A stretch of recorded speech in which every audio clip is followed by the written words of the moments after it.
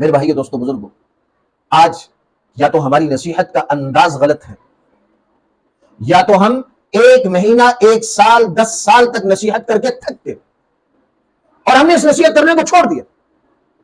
थकना भी नहीं है, नसीहत को छोड़ना भी नहीं है, बल्कि हम वक्त अपनी औलाद को नसीहत करते रहे। चुनाचे नबियों ने तो मौत के वक्त करीब, जब वक्त मौत का आया, तो अंबिया अलैहिमुस्सलातु वस्सलाम ने अपनी औलादों को जमा करके नसीहत की, मरते वक्त भी अपनी औलाद को नसीहत। जो भी वालिदैन पूरे अज़म और इस्तिक़लाल के साथ,